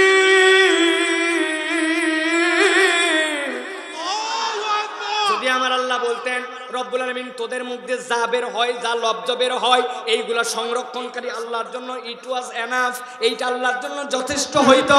কিন্তু রব্বুল আলামিন সাথে সাথে আতীত ব্যবহার করছেন কেন? আল্লাহ বলছেন রকিব মানে সংরক্ষণকারী, আতীব মানে অতি তৎপর।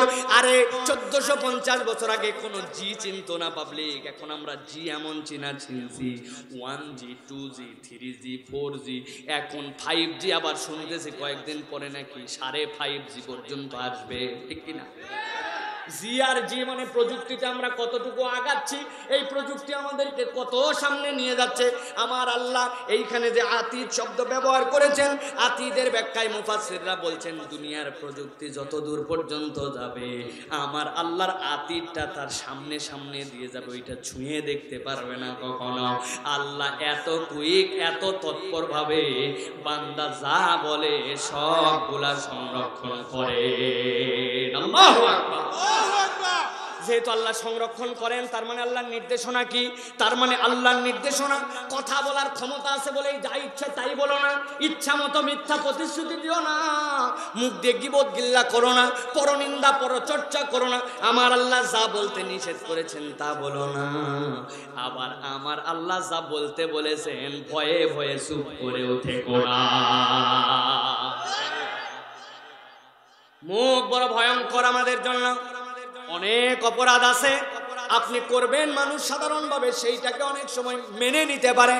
কোনো একজনের 2টা ঠাস ঠাস করে থাপ্পড় দিয়েছেন, কিছুদিন পরে ভুলে গেছে, কিন্তু আপনি কথা দিয়ে যদি তারা একটা কষ্ট দিয়ে দেন, দুনিয়ার বুকে এই রকম হতে পারে মরার আগের দিন পর্যন্ত আপনার কথার দেওয়া আঘাত ভুলতে পারে না, ঠিক না? আপনি যে মায়ের দিচ্ছেন ওটা পাছায় লাগছে, গালে লাগছে, কিন্তু কথাটা লাগছে অন্তরে, ঠিক কিনা? এই জন্য কথা মেপে বলতে হবে। কথার জন্য মানুষ অপদস্থ হয়, যারা অতি কথা মাঝে মাঝে বলে। আমার আল্লাহ আবার মাঝে মাঝে একটু ধাক্কাও দেয়। ইসলাম নিয়ে কথা বললাম, মুসলমানদেরকে নিয়ে কথা বললাম, আলেম ওলামাকে ডিবেটের জন্য ডাকলো, চ্যালেঞ্জ করলো, ফটর ফটর করলো, দলকে আবার বগলের নিচে রাখছিল, মনে করছে দল বোধহয় আমার পক্ষে আছে। আমার আল্লাহ রাব্বুল আলামিন কি করলেন? এইগুলা ঘটনা অনেক দিন ধরে চলে, কিছুই হয় না। বিগত 2 বছর আগের 2 মিনিট 17 সেকেন্ডের ছোট্ট একটু ক্লিপ, এইগুলার সাথে কোনো সম্পর্ক নাই, আল্লাহ একটু বাস্ট করাই দিলেন। দেওয়ার পরে রব্বুল আলামিন প্রথমে দল থেকে নামালেন, এরপরে পদ থেকে নামালেন, এরপরে নিজে উপজাতক হয়ে দেশ থেকে বের হলো, ওইখানে লাত্তি খাই, সেইখানে লাত্তি খাই, আবার ফেরত আসতে, আসার পরে সাংবাদিক হারকিন লাগায় রাখছে, খুঁজে পায় না কোথায় আছে। আমার আল্লাহ রাব্বুল আলামিন বলছেন মা ইয়ালফিযু মিন কাউলিন ইল্লা লাদাইহি রাকীব।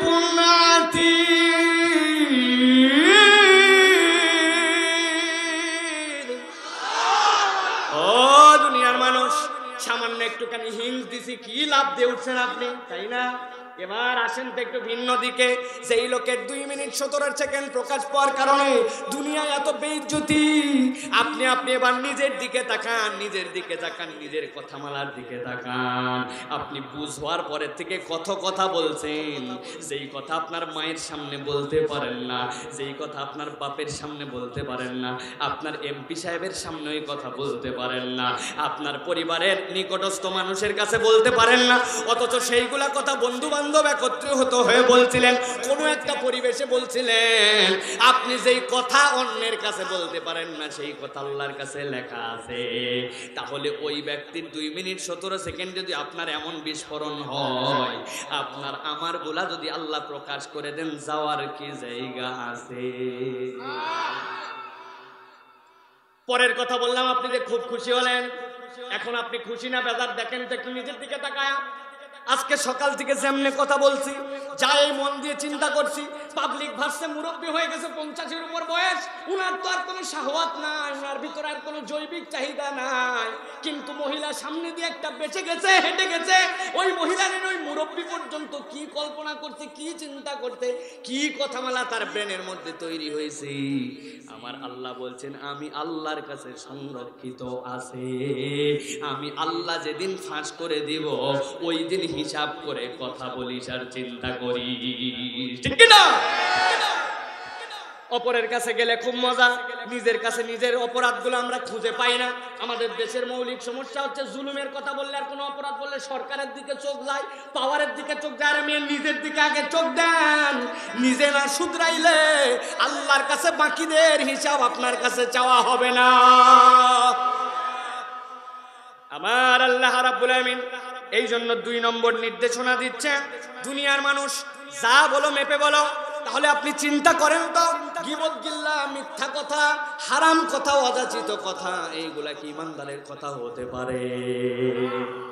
আপনি বাজারের দোকানদার, সকাল 11টার সময় 11 নম্বর কাস্টমার আসছে, আপনি বিক্রির সাথে বলতেছেন আপনি আমার বোনের কাস্টমার, একদম প্রথম কাস্টমার, এই জন্য আপনারে আমি বড় আন্তরিকভাবে এইটা দিলাম। আপনার ব্যবসা হালাল হলো না হারাম হলো? আরে মাল হালাল, আইটেম হালাল, দোকানের পজিশন হালাল, যে বিক্রি করতেছেন ওইটাও হালাল, কিন্তু কথার জন্য হারাম হয়। বিকাল বেলা দিছে, পান খাওয়াতেও জোর দিছে, আসরের নামাজের পরে সুন্দর টিভিওয়ালা চায়ের দোকানে যায় বসছে, ডান পাশে বসছে গীবত কমিটির সভাপতি, বামে সেক্রেটারি, উনি ক্যাশিয়ার। এরপরে উমুক হুজুরের কি হলো, তুমুক পার্টির কি হলো, খালেদার কি হলো, হাসিলার কি হলো, বুশের কি হলো, ব্লেয়ারের কি হলো, সারাদিন গীবত গিল্লাম, মিথ্যা কথা, বাজে কথা, অযাচিত কথা, যেই কথা তার বলা লাগবে না এইরকম কথাবার্তা বলে মসজিদ থেকে মাগরিবের আজান ভেসে আসছে, হাইয়া আলাস সালাহ, সাথে সাথে বলছে চলো চাচা আমরা নামাজে যাই। এতক্ষণ যা যা করলেন এইগুলার হিসাব কিন্তু না, তাই না? এগুলো আল্লাহ ধরবে? একটাও ধরবে না, ঠিক না? কারণ ওইগুলো তো চায়ের দোকানে বসে বলছে। ব্যাপার হলো, চায়ের দোকানদারও মাঝে মাঝে সিগন্যাল দিবে, দেখবেন কি চাচা এক কাপ রেখে দে বাবা, আরেক কাপ দে। আসলে ঘটনা কি, মানে সিনেমা তো কোনো শেষ হয়নি, এখন ওই সিনেমা চলতেছে, এখন লজ্জায় বেচারি 1 কাপ চা খাচ্ছে 17 মিনিট ধরে। চায়ের দোকানদার বলছে এতক্ষণ লাগে নাকি, বাধ্য হয়ে আরেক কাপ চা খায়, তাও ছবির থেকে উঠে যায় না। এরকম লোকজনও আমাদের সমাজের মধ্যে আছে, চায়ের দোকানে এরকম সময় নষ্ট করে, আছে কিনা?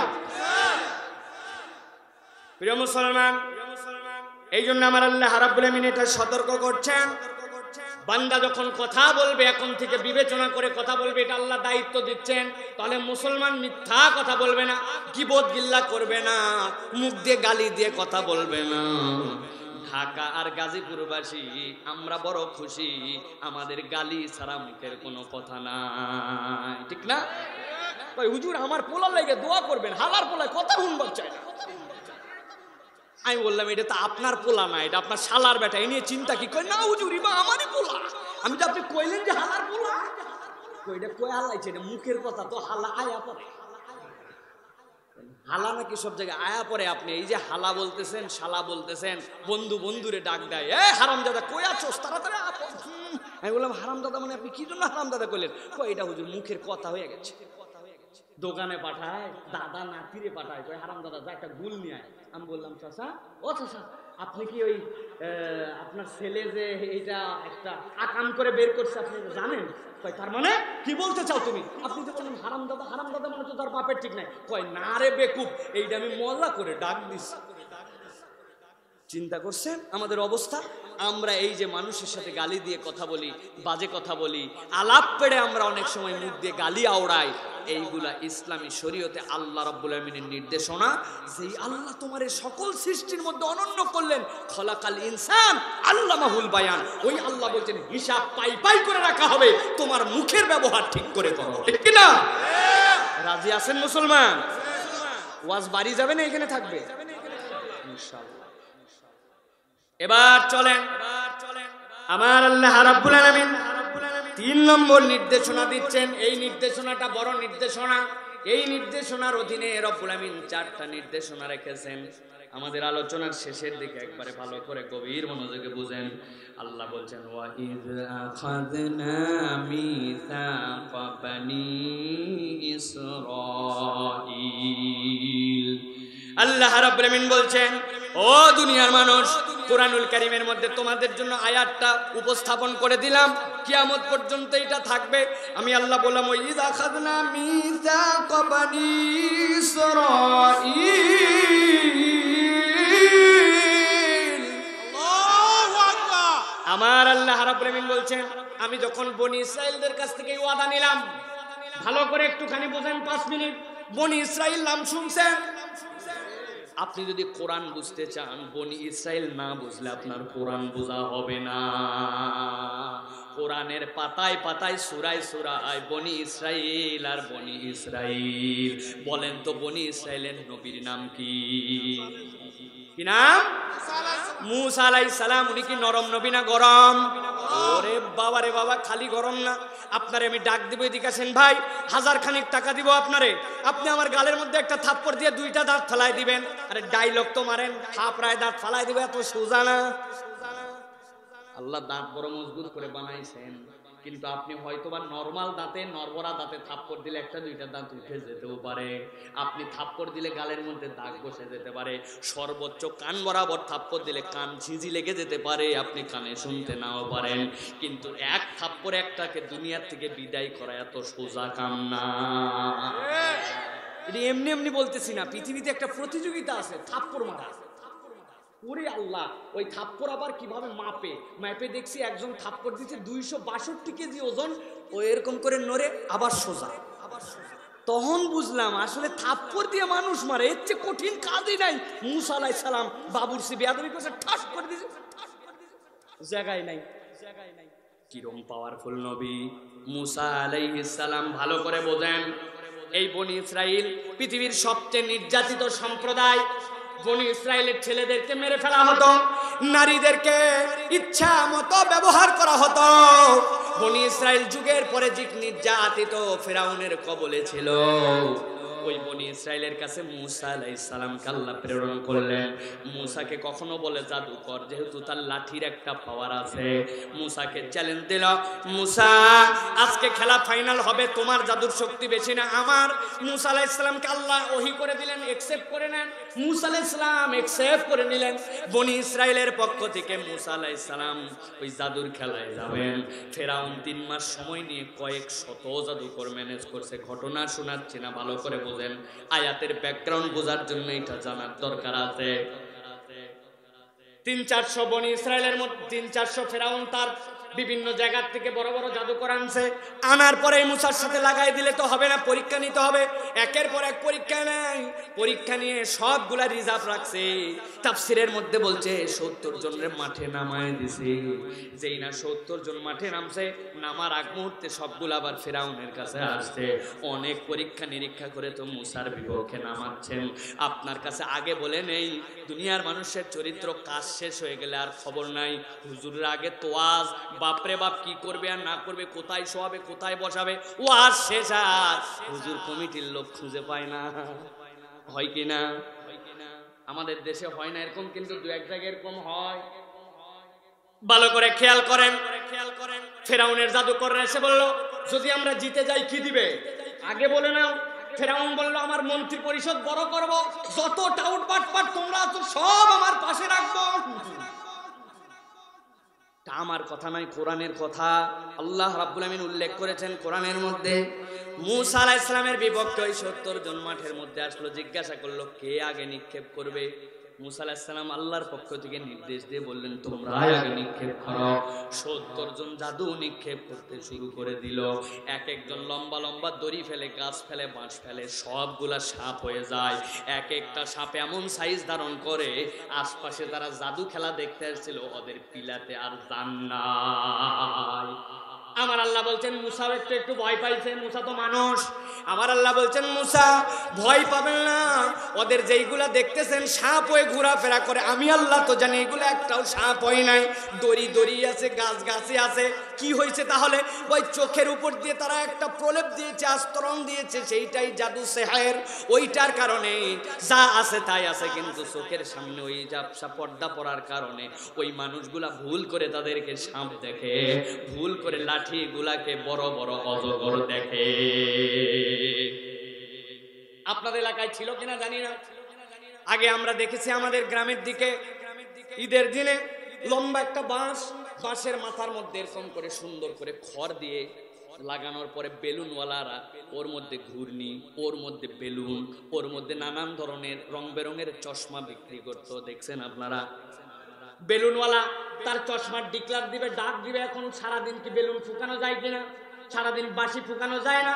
এই জন্য দেখতাম বুদ্ধি করছে সে, যেই বেলুন ফু দিলে পো করে শব্দ হয়, ওইটার বেলুনের ভিতর থেকে বের করছে বাঁশি, বের করে উল্টা করে লাগাইছে, লাগায় মাথার দিকে একটা বেলুন দিছে, দিয়ে বেলুন এত বড় ফুলাইছে, ফুলানোর পরে এরকম করে ছেড়ে দিয়ে রাখে। এখন যতক্ষণ হাওয়া বের হয় আর বেলুন আলারে পো দিয়ে বাঁশি বাজান লাগে না, এখন হাওয়া বের হয় আর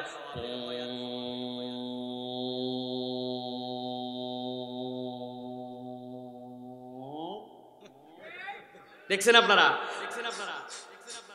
আবার ফু দিয়ে বেলুন ফুলায়। ওদের কাছে একটা চশমা পাওয়া যায় তো ভাই, 2 টাকা দাম, পিছন দিকে একটা গার্ডার দেওয়া, সামনের কোন গোল, আস্তে করে চোখের মধ্যে লাল একটা চশমা, 2 টাকা। আব্বারে বলছে আব্বা ঈদের দিনে এটা কিনে দেওয়াই লাগবে, 2 টাকা দিয়ে বাইর করে লাল চশমা দিছে, সুন্দর করে পিছন দিক দিয়ে লাগায়া চোখ দিয়ে যেই না তাকাইছি, তাকানোর সাথে সাথে দেখি আব্বা লাল, আম্মা লাল, আসমান লাল, টমেটো লাল, বেগুন লাল, পায়েস লাল, খিচুড়ি লাল, ভাত লাল, সব লাল। খানিকক্ষণ পরে মজা পাই বলছে আব্বা আরেকটা চশমা হলুদ কিনে দেওয়া লাগবে। না, একটু আগে দিছি। আম্মা বলছে দেন না, ঈদের দিন কি হবে, আবার 2 টাকা দিয়ে একটা। আস্তে করে যেই না হলুদ পড়ছি, তাকায় দেখি আসমান হলুদ, আব্বা হলুদ, আম্মা হলুদ, পায়েস হলুদ, ভাত হলুদ, দুনিয়া হলুদ। ঠিক না? বুদ্ধি করে চিন্তা করলাম, দুইটাই যেহেতু পেয়ে গেছি, একটা খুলে আর একটা কাটে, ওইটারই মধ্যে একটা লাল, ওইটার মধ্যে একটা হলুদ। ডানে তাকালে আব্বা লাল, আম্মা লাল, বামে তাকালে আব্বা হলুদ, আম্মা হলুদ। আমার আল্লাহ বলছেন আপনি মুসা ভয় পাবেন না, ওদেরকে পরিবর্তন করার কোনো যোগ্যতা নাই। লাঠি লাঠি আছে, দড়ি দড়ি আছে, কেবলমাত্র তারা চোখের উপরে একটা প্রলেপ ফেলেছে, মিথ্যা মিথ্যা কিছু তন্ত্র মন্ত্র করে। আপনি মুসা ভয় পাবেন না, তোমাদেরকে ছাড়া হয়েছে। বলে আমাদের সব ছাড়া শেষ। মুসা বললেন এখন আপনি ছাড়েন। কালকা আসাক, মুসার সাথে সাথে লাঠি ফেলে দিছেন। তাফসিরের মধ্যে বলতেছে মুসার লাঠি ফেলার সাথে সাথে লাভ মাইল খানে উঁচু হয়ে গেছে একটা সাপ, 160 হাত 80 গজ পর্যন্ত মুখা করছে। মাঠের মধ্যে যত জাদু ছিল একবার শুধু টান দিছে, এক টানে সবগুলা সাপের পেটে ঢুকে গেছে। আমার আল্লাহ এই খেলা দেখে সব জাদুকর ভয়ে আশ্চর্য হয়ে গেছে। এখন তো গেলার সময় টান দিতে ছাড়ছে ফেরাউনের পিছনে, যে ফেরাউনের যে সিংহাসন, পিছনে যেই না দম ছাড়ছে ওই সাপ। ইতিহাস বলতেছে ফেরাউন হচ্ছে একমাত্র ব্যক্তি দুনিয়াতে যার জন্মের পরের থেকে ওই চুবনি খাওয়ার দিন পর্যন্ত কোনো রোগ বালাই জ্বর সর্দি কিছুই হয়েছিল না, কিন্তু যেই না ওই সাপ পিছন থেকে বাতাস দিছে, ওই সিংহাসন থেকে লাফ দিয়ে উঠে পড়ে সাথে সাথে ফেরাউনের ডায়রিয়া। আল্লাহু আকবার। আমার আল্লাহ রাব্বুল আলামিন ওই বনি ইসরাইলের কথা বলছেন, ভালো করে বোঝেন। যেই বনি ইসরাইল এত নির্যাতিত, মুসা আলাইহিস সালামের এই খেলা দেখে সবগুলি যারা জাদুকর ছিল সিজদায় পড়ে গেল। মুসা আমানতু বিরব্বি মুসা ওয়া হারুন, আমরা আর এক মুহূর্ত দেরি করলাম না, ফেরাউন তুমি যাও গা, আমি মুসার হারুনের রবের প্রতি ঈমান আনলাম। আল্লাহু আকবার। ভয় দেখালে ফেরাউন কি করব জানিস? সবগুলাকে নিয়ে বিলাক্স, বাম হাত কাটবো, ডান পা কাটবো সবগুলারে। তুমি মিয়া মুসার রব মানছো বলে এই পর্যন্তই তো করবেন, এর বেশি তো আর কিছু করতে পারবেন না।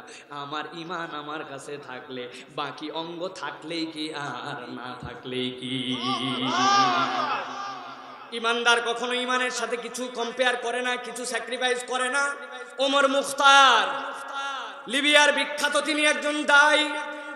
লিবিয়ার বুকে যখন বিরাট যুদ্ধ শুরু হয়েছে ফ্রান্সের সাথে, যুদ্ধের মধ্যে ফ্রান্স ইতালি যখন ওই লিবিয়ার বিপক্ষে গাদ্দারি করে, ওমর মুখতারের বাহিনী তখন ছোট্ট ছোট্ট বন্দুক নিয়ে নিয়ে সাধারণ ফাইট করে, কোন রকম টিকে আছে। কিছুদিন পরে ওমর মুখতারকে সে তার সাথীরা বলছে, শায়েখ আমাদের আর বাঁচার উপায় নাই, এতদিন পর্যন্ত জমিনে জমিনে গেরিলা যুদ্ধ করছি, এখন ওরা বিমান বাহিনী পাঠাচ্ছে, উপর দিয়ে উড়ে উড়ে বিমান দিয়ে আমাদেরকে বোমা মেরে শেষ করে দিবে। ওমর মুখতার বলছেন বিমানের খুব শক্তি, হ্যাঁ কত উপরে উঠে, অনেক উপরে, কত বোমা মারে, অনেক বোমা। বলেন শোনো তোমাদের কাছে একটু জিজ্ঞাসা করি, এই যে বিমানগুলো উপর দিয়ে ওড়ে, এই বিমানগুলো কি আরশে আজিমের উপর দিয়ে না নিচ দিয়ে? আরশে আজিমের উপর দিয়ে কেমন করে উড়বে? বলে শোনো আমার তো ভয় হচ্ছিল, তোমরা যেমনে বলছো যদি আরশে আজমের উপর দিয়ে যায় তাহলে আল্লাহর আরশ ধ্বংস করতে পারবে, আর তোমরা যেহেতু বলছো আরশে আজমের উপর দিয়ে ওড়ে নাই, জমিনের বুকে আসমানের বুকে উড়ে, আমার ভয় নাই। আরশে আজিমের রব যতক্ষণ পর্যন্ত উপরে, তার উপরে যখন কেউ উঠতে পারে না, ঈমানদার দুনিয়ার কাউকে ভয় করতে পারে না। আমার আল্লাহ রাব্বুল আমিন বলছেন, ভালো করে বোঝেন, ওই বনি ইসরাইল, যেই বনি ইসরাইল এত নির্যাতিত, ওই বনি ইসরাইলকে এবার ফেরাউন সিদ্ধান্ত নিল না আর এমনি এমনি ছেড়ে দেওয়া যাবে না। 8,60,000 তাফসিরে কাবিরের ভিতরে আসছে, তাফসির ইবনে আশুরের ভিতরে আসছে, 8,60,000 সৈন্য নিয়ে ফেরাউন ধাওয়া দিল। মুসা আলাইহিস সালাম কাছে শেষ করে দিবে, আর এনারে রাখা যাবে না, শেষ আজকেই খেলা ফাইনাল। বহুত পারা বাড়ছে, আমার যে ভিআইপি জাদুকর ওইগুলারে পর্যন্ত জাদুর বিদ্যা দিয়া ঈমান আনায় ফেলছে, আর বাঁচানো যাবে না। সংক্ষেপ করে বলি প্রিয় ভাইরা, আমার আল্লাহ কোনো যুদ্ধ করার নাই, কিচ্ছু করার নাই। মুসার লাঠির বাড়িতে 12 রাস্তা দিয়ে পার করছেন ওই পারে বনি ইসরাইল রে, আর তারা বলছে বাপরে বাপ কত সুন্দর ব্যবস্থা করে দিয়ে গেল, পার হওয়া নিয়ে আমরাও টেনশন করছিলাম, ওই রাস্তা দিয়ে আমরাও তো ওই পারে যাচ্ছি আসলাম বলে আমার আল্লাহ মাঝ বরাবর এনে 8,60,000 সৈন্য সহ ফেরাউন রে বিনা যুদ্ধে চুগনি খাওয়ায়া বিদায়। ঠিক কিনা? আমার আল্লাহ বনি ইসরাইলকে মুক্ত করে দিলেন, কত বড় নিয়ামত দিলেন। প্রেক্ষাপটটা মনে রাখেন, তারা ছিল আগে গোলাম, তাদের নারীদেরকে তাদেরকে ইচ্ছা মতো ব্যবহার করা হতো, পুরুষদেরকে হত্যা করা হতো। আমার আল্লাহ তাদেরকে স্বাধীন দেশ দিয়ে দিলেন, স্বাধীনতা দিয়ে দিলেন। আমার আল্লাহ বলছেন যখন স্বাধীনতা দিয়ে দিলাম, আমি ওই বনি ইসরাইলের কাছে আল্লাহর পক্ষ থেকে কতগুলা ওয়াদা করালাম। কি ওয়াদা? ওয়াইযা খাযনা মিসাকা বানি ইসরাঈল,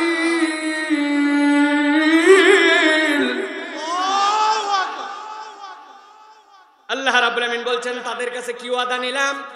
লা তা'বুদুনা ইল্লাল্লাহ। 1 নম্বর ওয়াদা নিলাম, খবরদার আল্লাহ ছাড়া কারো ইবাদত করা যাবে। মাবুদ আমাদেরকে, ইবাদত পাওয়ার হকদার কে?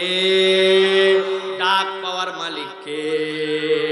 আল্লাহ বলছেন আমি আল্লাহ এত বড় স্বাধীনতা দেওয়ার পরে প্রথম শপথ নিলাম, লা তা'বুদুনা ইল্লাল্লাহ, আল্লাহ ছাড়া কারো ইবাদত করা যাবে না। আমার আল্লাহর পরে 2 নম্বর অঙ্গীকার করাচ্ছেন, ও বিল ওয়ালিদাইনি ইহসানা। আমি আল্লাহ তাদেরকে বললাম পিতা মাতার সাথে সদাচরণ করতে হবে। ও বনি ইসরাইল, বনি ইসরাইলের ঘটনা দেখে কিয়ামত পর্যন্ত উম্মতে মুহাম্মাদীকে বুঝালেন আল্লাহর ইবাদতের পরে বান্দার সবচেয়ে বড় দায়িত্ব পিতা মাতার সাথে সদাচরণ। ঠিক কি না? কারা পিতা মাতার সাথে সদাচরণ করবে। যারা মুরুক্ষ সুরুক্ষ স্কুল কলেজ যায় নাই, চাষা ভুষা গ্রামের মধ্যে থাকে, অত দিন দুনিয়া বোঝে না, ওরা পিতা মাতাকে সম্মান করবে। আর যারা স্মার্ট, নতুন শার্ট পরা শিখছে, স্মার্টফোন ব্যবহার করা শিখছে, চুল পোংমারে কাটা শিখছে, জামা কাপড়ের ঢাট বাট, ওরা বাপ মায়ের সাথে বেয়াদবি করবে। ঠিক কিনা? ঠিক। পরে তো দেখি আমরা সন্ধ্যার পরে মা ফোন দিছে, বাবা বাসায় আয়। ছেলের গরম দেখলে অবাক হয়ে যাবেন। দাঁড়ো মিয়া, কখন আসা লাগবে না আসা লাগবে আমি জানি, যখন আসা লাগবে তখন আসবে, আর খবরদার ফোন দিবে না। বাপ মার এরকম ছাড়ি দেওয়া ছেলে পেয়ে কাপাসিয়াই নাই। কি স্মার্ট তুমি হয়ে গেছো, কি আধুনিক হয়ে গেছো, কি ব্রিলিয়ান্ট তুমি হয়ে গেছো।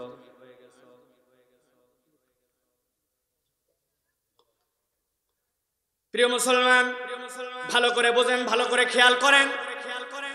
আপনি যদি আপনার জীবনের তকদিরে পরিবর্তন ঘটাতে চান, আপনি যদি কিয়ামত পর্যন্ত আল্লাহর কাছে শান্তির একটা ফায়সালা চান, এই দুনিয়ার জীবনের পরে পরজীবনেও যদি আল্লাহর আরশে আজিমের ছায়া পেতে চান, আপনার দুইটা হুকুম আল্লাহর পক্ষ থেকে। একটা, আল্লাহ ছাড়া কাউকে মাবুদ মানা যাবে না, তিনি ছাড়া কোনো ইলাহ নাই। আর 2 নম্বর, পিতা মাতার বৈধ নির্দেশের মধ্যে আপনাকে অবশ্যই আল্লাহর নির্দেশের পক্ষে যদি থাকে, পিতা মাতার সাথে বেয়াদবি করা যাবে না। ঠিক কি না? কিন্তু আমাদের সমাজে আমরা দেখি বেয়াদব সন্তানে ভরপুর হয়ে গেছে, আছে না? বেয়াদব আর বেয়াদব। আরে বাপ মা তোমারে কিছু বলতে পারে না, কিন্তু ভিতরে যে দুঃখ পায়, ভিতরে যে কষ্ট পায়, ভিতরে যে কামড়ায়, ওইটা তোমাকে বদদোয়া করতে হবে না। তোমার তকদিরের জন্য আগামীতে বড় বেশি কালো অধ্যায়। তুমি যদি তোমার পরিবার নিয়ে সুখে থাকতে চাও, তোমার অল্প রুজি হোক তাতে যদি বরকত চাও, তোমার আগামী যদি উজ্জ্বল করে দেখতে চাও, তোমার বাপ মা ভুল বলুক, মাঝে মাঝে রাগ করে বলুক, মাঝে মাঝে অন্যায্য বলুক, তাও বাপ মায়ের সাথে উচ্চ বাচ্চ করা যাবে না। ঠিক কি না? এটা আমার কথা নয়, এবার আল্লাহ রাব্বুল আমিন বলছেন ওয়াবিল ওয়ালিদাইনি ইহসানা। ব্যাখ্যা করলে অনেক সময় লাগবে, আজকে আমাদের তো মূল সাবজেক্ট এইটা না। আল্লাহ 3 নম্বরে বলছেন ওয়াদিল কুরবা ওয়াল ইয়াতামা ওয়াল মাসাকিন। ও দুনিয়ার মানুষ, আমি আল্লাহ বললাম তোমার নিকটাত্মীয়র খবর নাও। মাদ্রাসায় লাখ লাখ টাকা দান করে, এলাকার বিরাট বড় দানবীর হিসাবে পরিচিত, উনার আপন খালাতো ভাই, ফুফাতো ভাই, চাচতো ভাই, মামাতো ভাই, ফুফু, চাচি, দাদু, চাচা, বড়াব্বা, তাদের পরিবারের খবর নেয় না, তাদের নিকট আত্মীয়দের সাথে সম্পর্ক ভালো নাই, অথচ অন্য জায়গায় দান করে ফাটায় ফেলায়। এটা কিন্তু মানুষের চরিত্রের মধ্যে আছে কি নাই? আল্লাহ এরপরে বলছেন, এরপরে আমি দায়িত্ব দিলাম ওয়াল ইয়াতামা ওয়াল মাসাকিন। যারা এতিম মিসকিন হবে তাদেরকে তোমার সদাচরণ করতে হবে, তাদের খোঁজ খবর নিতে হবে, এটা আল্লাহর দেওয়া দায়িত্ব। মাদ্রাসার থেকে যদি রশিদ নিয়ে আপনার কাছে আসে, আমার এতিমখানায় কিছু দেন, সাথে সাথে মন বেজার হয়ে যায়। এইসব কি একটা কার্যক্রম বেরোইছে, এইগুলাতে ঘৃণা ধরে গেছে, আর ভালো লাগে না। এতিম ভালো লাগে না, লিল্লা বোর্ডিং ভালো লাগে না। কিন্তু বিবেক দিয়ে একবার ভেবে দেখেন, সাবেক এমপি মহোদয় এখানে উপস্থিত আছেন, অনেক দায়িত্বশীল এখানে আছেন, আমি তাদেরকে সাক্ষী রেখে বলি, আপনারা জানবেন কিনা, বাংলাদেশের যে সমাজ কল্যাণ মন্ত্রণালয় আছে, ওখান থেকে প্রত্যেকটা জেলা শহরে শিশু সদন বালক, শিশু সদন বালিকা আছে। সারা দেশে সবগুলা যোগ দিলে 64,000 হবে না। অথচ আপনি ঢাকার গাজীপুরে হিসাব নিয়ে দেখেন, অন্তত 10 লক্ষ এতিম, অনাথ, দুস্থ, দুর্বল, অমেধাবী মানুষদেরকে এই মসজিদ মাদ্রাসা কেন্দ্রিক লিল্লা বোর্ডিং এ খাওয়ায়া পড়ায়া জাতির বোঝা হালকা করার দায়িত্বে আছে। ঠিক কিনা? আপনার এগুলো দেখে বিরক্ত লাগে কেন? আপনাকে তোরা আগায় আসতে হবে।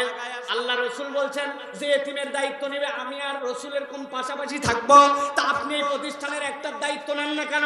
আমার মুহতামিম সাহেব বলে, হুজুর মাত্র দাতা সদস্য 17 জন।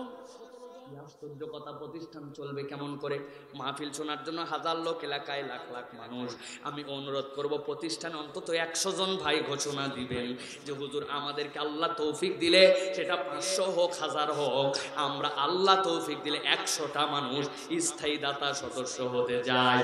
বাংলাদেশের যেখানেই থাকেও মোবাইলে একটা বিকাশ রকেট অ্যাকাউন্ট থাকবে, আপনার মাসের শেষে হিসাব আপনি মাদ্রাসার অ্যাকাউন্টে জমা করবেন।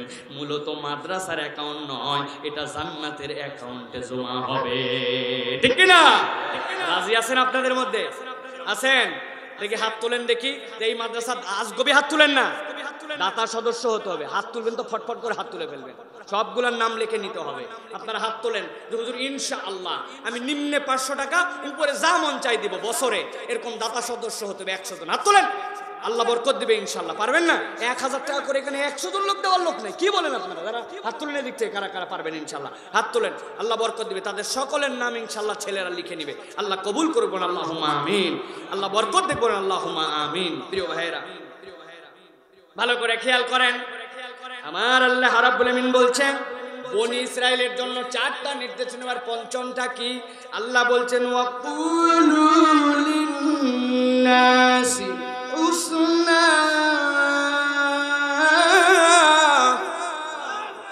ও দুনিয়ার মানুষ, আল্লাহ রাব্বুল আমিন বলছেন দুনিয়ার মানুষ ভালো করে খেয়াল করো। দুনিয়ার মানুষ, তোমাদের জন্য বনি ইসরাইলের থেকে শিক্ষা দিলাম।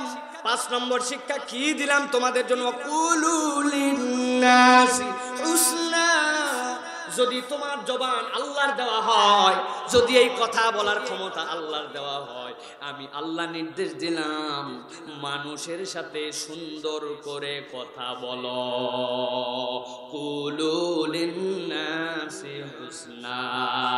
বাড়িতে যাবেন, সাধ্যে থাকলে মোবাইল থেকে আল কোরআন অ্যাপস নামায় নেবেন। 3-4টা তাফসির আপনার হাতের কাছে পেয়ে যাবেন। আপনি সূরা বাকারা 83 নম্বর আয়াতের শেষ অংশের তাফসির পড়ে দেখবেন ওয়াকুলু লিন্নাসি হুসনা। এর মধ্যে তাফসির কারকরা বলছেন আল্লাহ রাব্বুল আমিন মানুষের জবানই দিয়েছেন এইটাকে নম্রভাবে ব্যবহারের জন্য।